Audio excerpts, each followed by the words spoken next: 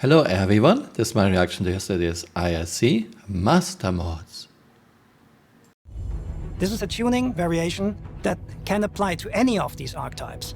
And interceptor tuning for a ship means that this ship exchanges the agility.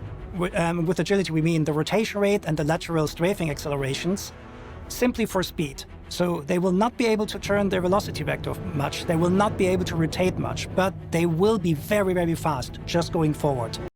Yeah, CRG is putting labels on ships and CRG is balancing ships accordingly. This is exactly what you should not do. You should not put a label like Interceptor on a ship. Let's say Buccaneer. This ship is fast but not very agile. Instead, agility of a ship should always depend on mass distribution and shape. CRG has all those stats and CRG is just ignoring them, putting labels on things. Precision targeting is a new way of aiming at specific parts of a ship. You get the zoomed-in picture of your target, and it allows you to paint over specific components of the ship. So if you want to take out the thrusters, you simply aim towards the thrusters and your gimbals will make sure the bullet lands exactly where you're aiming. I like the idea of precision targeting a lot. We had this back in Wing Commander 3. For example, you were attacking a corvette, you had to disable the turrets first, otherwise you would get destroyed.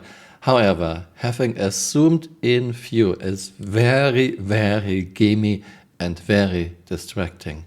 It is totally fine to highlight objects. It's fine to aim automatically at those objects you are highlighting to a certain degree, but a zoomed-in view in the middle of a fight where you have to do evasive maneuvers, where you have to know what's going on around you, and where you have to avoid hitting obstacles like asteroids is really bad.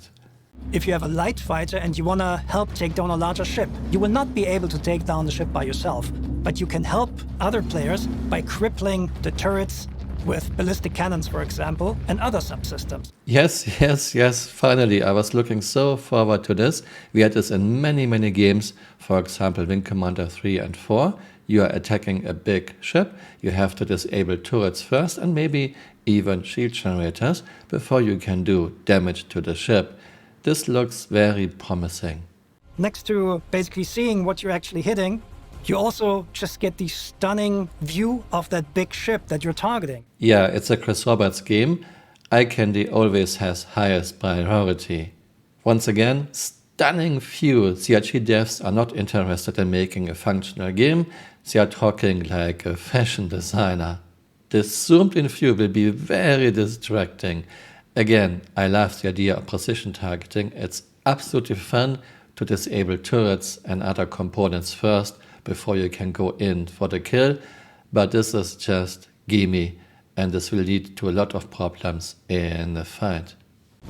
The next big thing that the new aiming system has is the removal of the so-called N-1 system. That means that when you have a gimbal attached to a ship, the weapon attached to the gimbal goes down one size. At this point in time, after lots of testing, we're pretty confident that we don't want the system anymore. So in the future, if you have a size 3 gimbal on your ship, it will carry a size 3 weapon. This also means you cannot downsize anymore. For example, Vanguards cannot carry a Boeing C788 gun anymore. From 3 onwards, you will not be able to mount fixed guns on your ship anymore. In addition to that, all the turrets, however, will get gimbals. So this is a requirement because of precision aiming mode, because the precision aiming mode we also want to be able to use on turrets, and we need a way to make the bullets fly where we want them to fly without cheating. So this means all turrets, they will get gimbals on their guns so they can properly lead. But to still keep turrets more powerful in terms of their weapon employing capabilities, and also because turrets cannot just, jump out of the way, the auto gimbal mode will be something that's exclusively available to turrets. So pilots will still be able to manually gimbal their weapons with, either tying it to the controls or by looking around, but only turrets will be able to use the auto gimbal system. This is not correct. CRG already stated on Spectrum there will be ships with fixed guns, for example Vanguard nose guns and Ares Iron and Inferno size 7 gun. Now it would be trivial to have a gimbal on Vanguard nose guns, and Iron Gun is just an energy gun. You could quote-unquote gimbal it by just using some mirrors, but CRG don't want to. Okay, those rotating squares on things you have targeted are very annoying. Who thought this is a good idea? I hope we are getting an option to turn this off. I want to see what I have targeted, but I don't need to have a rotating square. My overall thoughts making such drastic changes in year 12 seems very strange, but maybe it's a lot of fun. I am looking forward testing this. But where are the meaningful component stats we had before 3.14? For example, we had shields with a lot of shield HPs, but those shields were quote-unquote loud, very easy to detect.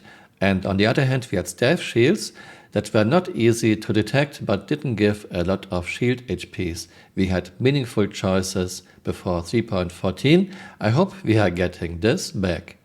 This was my reaction to yesterday's ISC. Let me know what you think in the comments below and see you next time.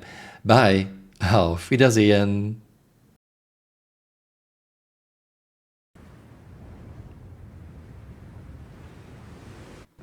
Okay, yeah, I'm inside. Okay, this still works. You can still glitch inside. Okay. Okay, I am under again. And I'm inside again. Hey, you're still here. You might want to join me on Twitter. My Twitter account is Camural_SC.